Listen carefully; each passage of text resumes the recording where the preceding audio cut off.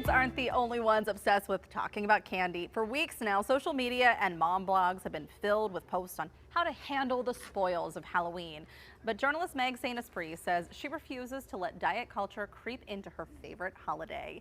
And she joins us now to share her philosophy on the candy buckets and bags your kids are bringing home.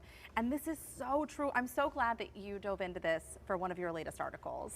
Yeah, I think it's something that's, always at the forefront of our mind. They're coming home with, I think so far through the trunk or treats and everything at the school, we already have 4 or 5 bags of candy. Right. And you kind of wonder, what are you going to do with it all? So this is something you wrote about for Scary Mommy. Yeah. And you said in your article, let them eat the candy. Yeah, we do. Let them eat the candy. We don't restrict it, and I know that seems countercultural to kind of how we grew up. We grew up in a lot of diet culture, but there's even studies with rats. I looked at one that's in the Journal of Addiction Medicine. The rats that are restricted and then given sugar binge, and the ones that have constant access don't, right? This is kind of how I feel about screen time and TV. Yeah. Because I feel like we've had friends, kids' friends over, and the ones who have never watched TV, Yep. they just sit there glued to it like this, where our kids, it's just background noise to them now. It's a similar idea. Yeah, if they think it's kind of like a precious commodity that they're not going to have access to, they kind of fixate on it. Yeah. And so, I'm not saying it works perfectly. I'm not saying it works for every kid. And there's certainly kids that have allergies or diabetes, and their families come up with really creative ways, like the Switch Witch, where they trade their candy for a toy. And it makes sense if you have a true dietary restriction. But for other kids, I feel like it's just building up this idea that sugar's bad. We were at Kennywood last weekend, and there was parents in the candy store talking about, oh, this is garbage, oh, this is so bad, as they're buying it for their kids, and it's just sending them a confusing message. Right. So, this is what we were talking about in the beginning of the show, too, about snow days. It just feels like we're taking these things that we remember from our childhood away from our kids for some reason. Exactly. Why is that? Yeah, I mean, we know that we're in a period of intensive parenting in everything, every aspect of education, food, everything with our kids, and I think it's just an overflow of that. I also think a lot of us were kind of raised with, such a focus on body image and being thin and dieting, and it's hard to undo that for our kids. And I mess up every day, but I know, I see my kids starting to make choices saying like, well, I ate too much candy and my belly hurts. So they're learning, rather than me telling them how much candy to eat, they're learning that they can kind of listen to their body, and they can figure out, if I have 8 Snickers, I'm gonna feel like crap. Yeah. So that's a good lesson. It's a good lesson for them.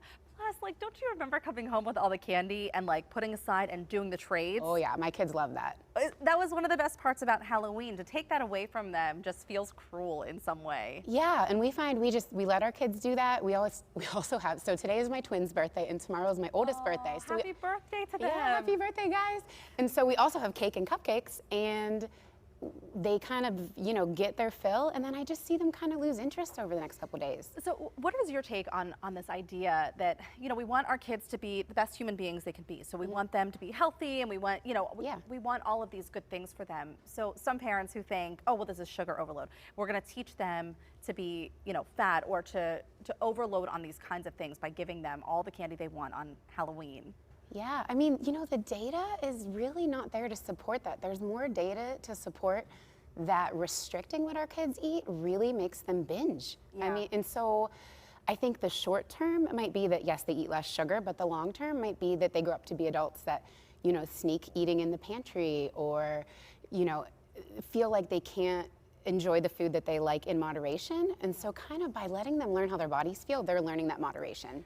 And Meg, do you find this, because I know you're deep in this world too, that as you're parenting, we have so much information at our fingertips that if we hear 3 parents from different social media platforms or different blogs telling us that this is what we should be doing, that Switch Witch is the new thing, then all of a sudden we think that's what we should be doing at home for our kids. That's the best thing. It's almost like too much as parents to take in. Yeah, it's the social pressure for sure. And if your kid is the only one that gets all their candy and all their friends are trading it, then you feel like, okay, I must be the parent that doesn't care about their health.